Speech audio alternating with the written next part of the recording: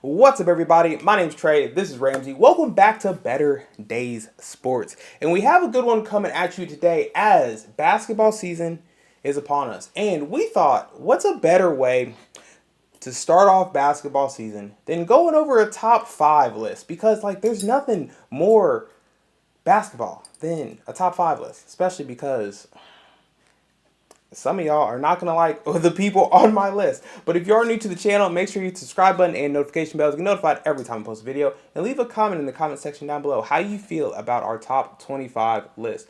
This episode, we're specifically going over point guards, but Ramsey, go ahead and take us away. Oh, actually, before we do that, this is not in any order. So before you get in the comments, you're like, what? Why is that your number one? This is not order. It's top 5, but everybody's on the same level. It's like a, it's like a table. Everybody's sitting at the table. Okay, Ramsey, go ahead and take us away. The table analogy was hilarious, first of all. But to start it off, just for top PGs to, as we feel currently right now in the league, I'm going to start it off with the man who just won himself a championship with the Thunder, and that is, of course, Mr. Shai Gilgeous-Alexander. And please make sure that Marshawn Lynch sees this video, because I don't know what he thought he was pronouncing when he said Shai's name, but if you guys have not seen the clip, you have to see that clip of him calling Shai Werben Jagerman Jensen or whatever he said on the national airwaves. But back to Shai, the man, the myth, the soon to be on the up and coming to be a legend. He had a hell of a season last year. One of the most productive and accomplished seasons ever for a player. And if we're going to start it out, I think that he's going to carry that momentum, getting the Thunder a championship. The team is back. He has that newfound life to now defend his crown as a defending champion, which we know is arguably twice as hard as winning one to begin with. But I think that Shai, right now with the productivity and how buttery smooth as his game is, I know you've seen the new kicks, that's the reason that he got him the butter color, but I think that he is definitely one of the top PGs in the league, and he will be for a very long time. But how do you feel about Mr. Gilgeous-Alexander? Yeah, starting off with Shea Butter, as they call him in the streets. Okay, I don't know if they call him that, but it seems like it works.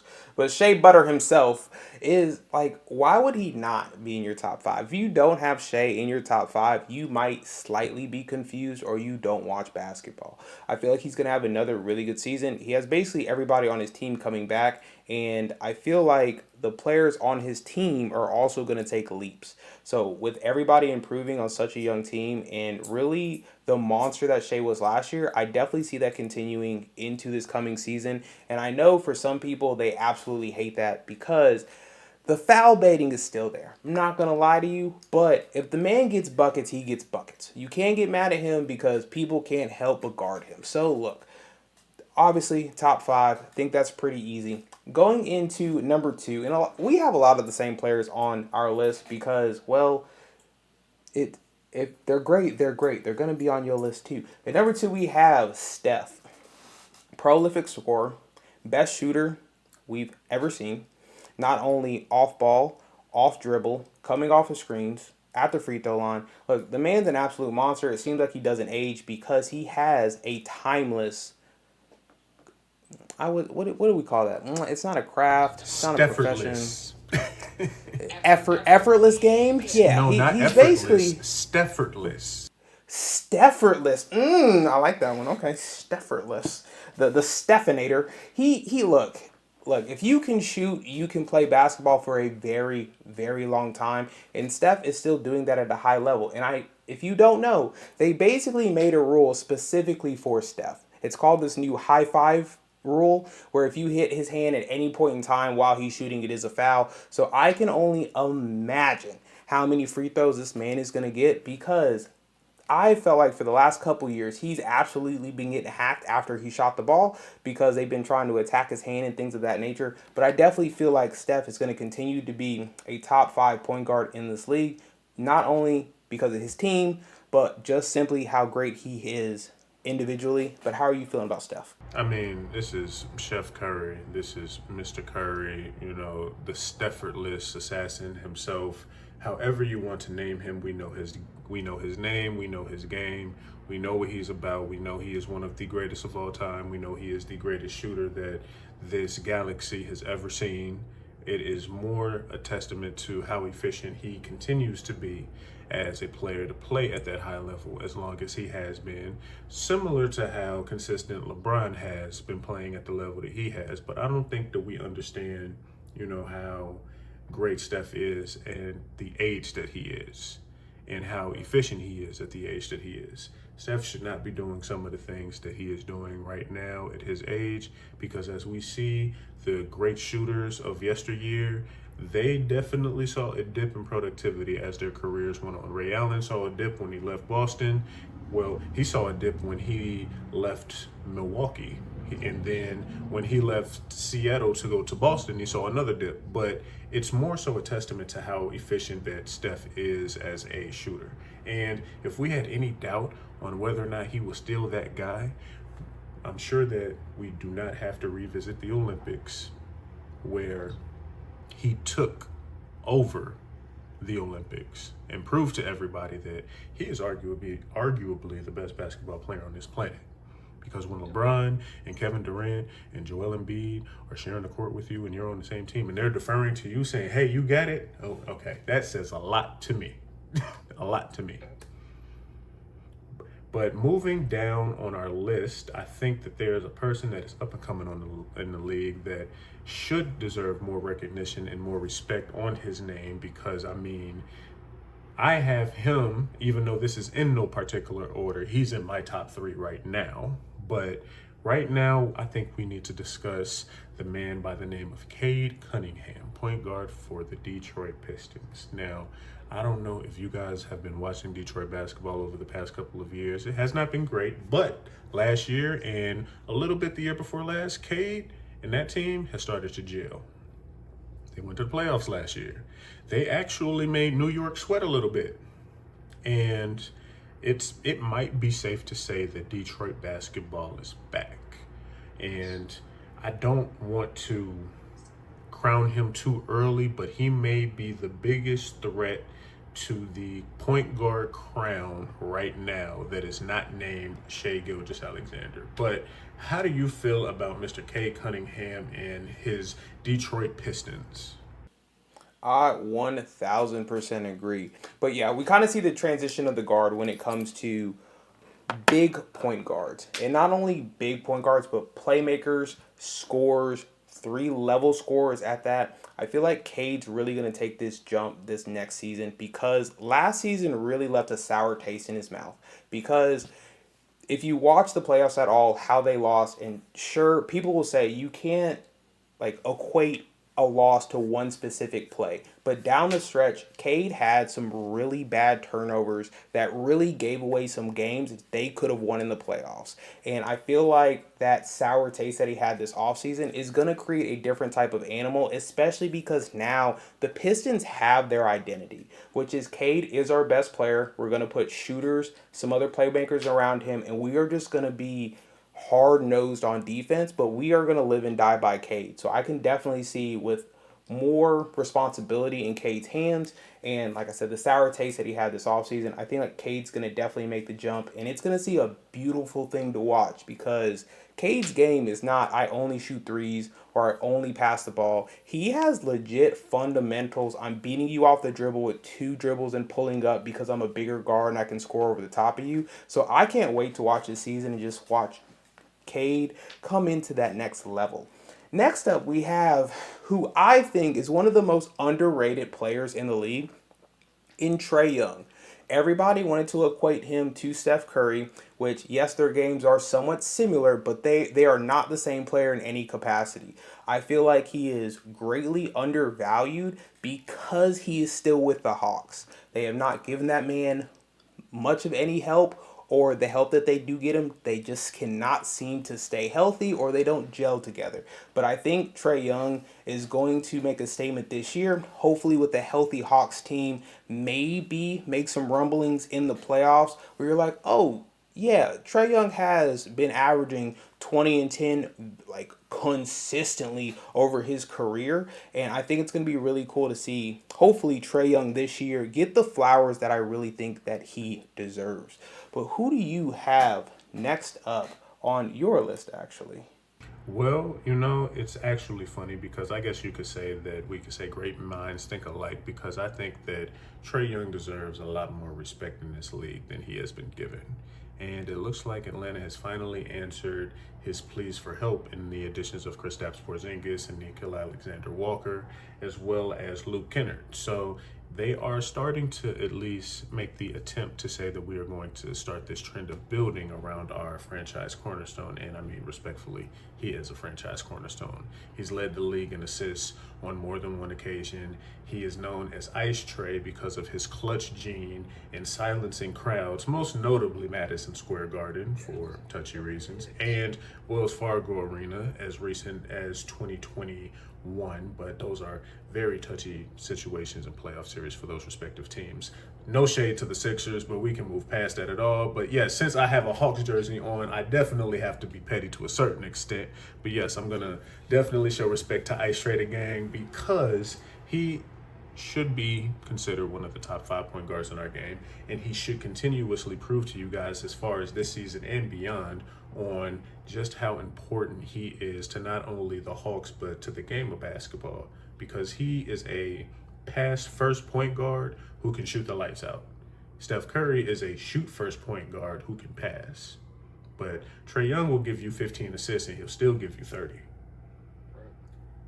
You can complain about efficiency, but at some points he was the only person on the team. I think that Trae Young is definitely a person that has not received his just due in terms of respect and accolades. I know that he has dealt with criticism from not only ourselves alike, but NBA players as well. So I don't know why there's so much animosity toward Trae Young, but it needs to stop. He deserves his respect, So shout out to Trae Young. But moving down on the list, another up and coming baller that is representing the New York trenches, Mr. Jalen Brunson. They're calling him the mayor of New York, the Brunson burner, the king of NY. I love Jalen Brunson as a player. I will say that first and foremost. But how do you feel about Jalen Brunson and his ascension to Mr. New York? So this is where our lists start to differ.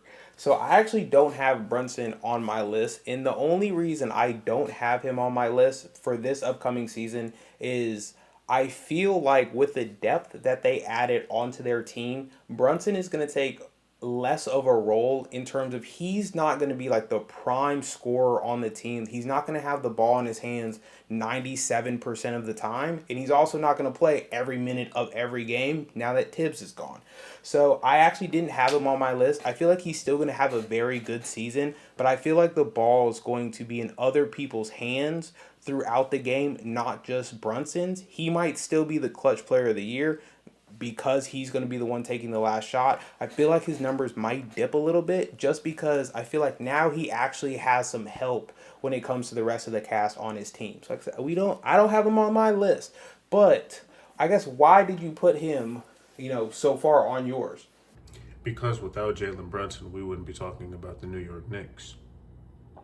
Without Jalen Brunson, we wouldn't be able to have the ability to say that the Eastern Conference is now relevant again in terms of competitiveness because they have received a lot of flack on the lack of competitiveness in the Eastern Conference compared to the West, which is the Wild Wild West for a reason. But now we are starting to see we have Giannis in Milwaukee, Jalen Brunson in New York. We have the core that we can build upon to show people that, hey, the East is back. And the start of that is having those hard Eastern teams of yesteryear come back to promote their dominance. And Jalen Brunson is the engine of the New York Knicks. If Jalen Brunson doesn't play, the odds of New York winning go drastically down. Ask them, not last year, but previous year before last, when they lost to Indiana, before they lost to Indiana this past season when Jalen Brunson was out.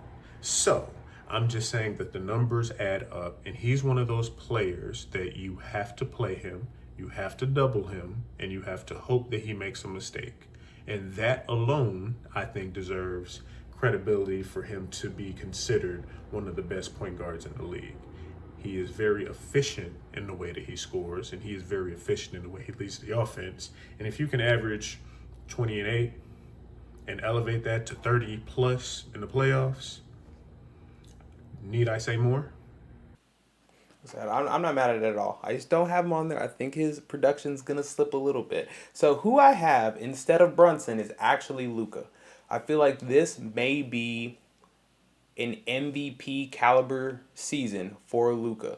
The man apparently is finally in shape as he's never worked out with weights before, which is absolutely wild to me that you are a professional athlete who gets paid hundreds of millions of dollars and you just for the first time this offseason was like, you know what? Weights are probably important when it comes to me taking care of my body.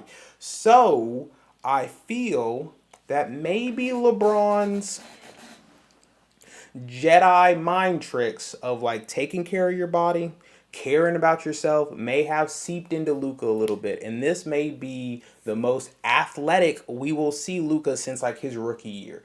And not only that, but it seems like Luka has a chip on his shoulder since EuroLeague basketball, where he absolutely dominated. But I think he got tired of just everybody saying that he doesn't play defense, he's out of shape, he can't jump. So I feel like this is really going to be the passing of the torch that I expected to happen last year, that LeBron is getting to be on his way out of the league. And this is now going to be Luka's team, whether he wants it to be or not. But I feel like Luka's really going to grab the reins and he's going to take this team to the next level. So I'm really excited to see Luka as probably the biggest, guard I have on my list, basically. But how are you feeling about Luka on my list? The only reason that I do not have Luka on my list is because of how Luka performed last year. And Luka was also traded last year, which was a shock to many. But nevertheless, the team that drafted him, for some unknown reason, felt that he was not the piece that they needed to continue to build around. And to me, that alone warrants me questioning why I would consider him one of the best point guards in the game, because he came into the league as a small forward. Then he evolved into a point forward, which we got that definition because of players like LeBron James. Now he's officially a point guard. So I don't even know if I would consider him to be a part of this list. I still consider him to be a point forward, because when you put Austin Reeves on the court and you have Luka and LeBron playing off ball, it kind of gives the appearance that he is a point forward and not a point guard. But that depends on how you look at the game when it comes to positions on paper. If we're talking about positionless basketball, I will give Luka the benefit of the doubt, because I do think that if he's going to have a great season, this needs to be his best season ever in the league. I don't care if he went to the finals and lost. I don't care if he scored 70 points. I need this season with him in a Lakers uniform with all of this hype about how well he looks and how great he looks in shape to be his best season before I give any further opinion on how I would consider Luka a great point guard moving forward in the league. So that's how I would consider Luka. But moving on to the honorable mention section here for Better Day Sports, we wanted to make sure that we at least gave you guys someone who just fell right outside of our opinions when we consider one of the top players in the league, but still consider to most be a part of that list, and we wanted to give them a little bit more of that respect. So for my honorable mention, I have Mr. Kyrie Irving. Dallas Mavericks.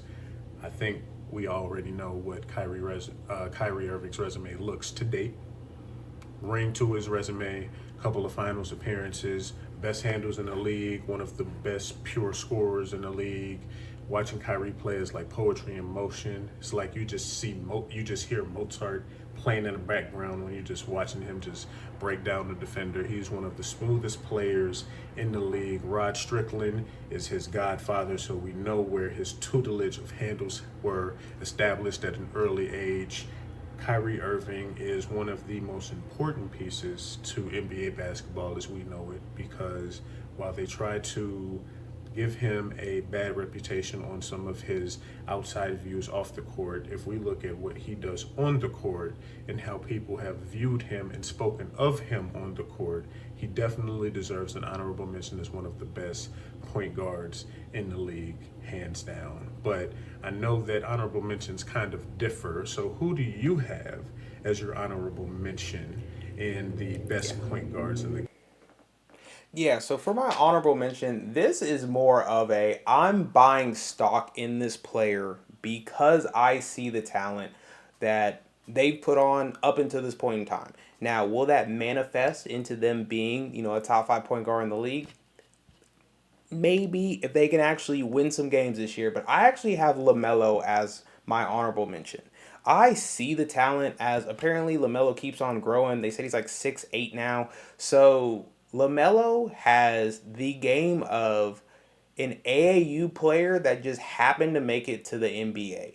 I, for some reason, cannot seem to understand like how his game translates into winning, but some of the skills that he has, I'm like, only LaMelo can make that weird side step. My body's halfway turned to the baseline. I'm shooting kind of in the middle of my forehead, and I don't understand how it goes in, but it does. So because of that, I'm like, once LaMelo can put his like individual skill game into a set that's like we're actually winning games because of it, I feel like he will definitely translate into top 5 because I mean you could argue LaMelo's, even though Steph is on this list, like LaMelo might be the most famous person on my list just because of the hype that he had coming out of high school, going overseas and playing because of who his dad is, who his brothers are. So like there's already spotlight on LaMelo. So if he can just kind of translate that into winning basketball, I feel like he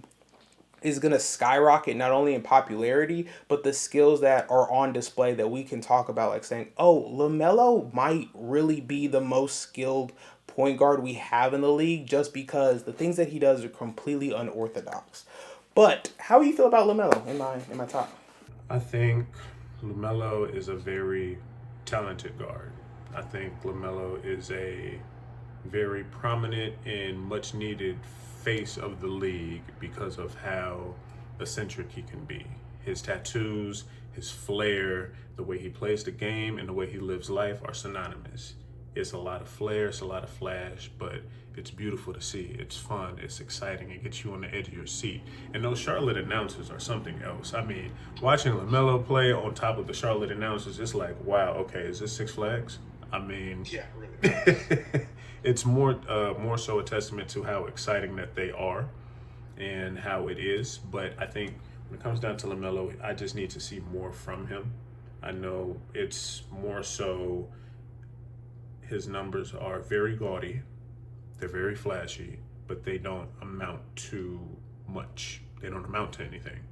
Because if they did, we would at least have a playoff appearance from the Charlotte Hornets. Is that necessarily LaMelo's fault? No. Lack of talent could definitely play a role. As we know that talent and keeping up with the talent of the NBA is a message in itself. But I'll say that I need to see more from Melo before I consider him one of the best in the game. He is one of the flashiest. He is one of the ones that garners the most attention. But I don't think that I can put him up there. Just not yet. Just not yet. Now, if he takes the Charlotte Hornets to the playoffs, I might have a different take on it. But see, we have 82 games at least before you hear that other part of that opinion from me. We do, but I'm buying up all the LaMelo stock that I can. Maybe the East will be a little bit weaker because some of the prominent guards in the East are going to be out injured, or we think they're going to be out injured. Apparently, Jason Tatum and Halliburton are going to make appearances this year. I don't know if they will or not, but I'm going to buy up all the stock that I can in LaMelo right now, so you heard it here first. But we really appreciate you stopping by on this episode of the podcast. Our top point guards in the NBA for this upcoming season, plus some honorable mentions. So if you could, for us, please, if you are new, hit the subscribe button and notification bell to get notified every time we post a video, and leave a comment how do you feel about our list? Or actually, leave your top 5 list in the comments, as we would love to read it, see it, and just, see how you're feeling about the subject. And just like that, we will see you in the next one. Peace.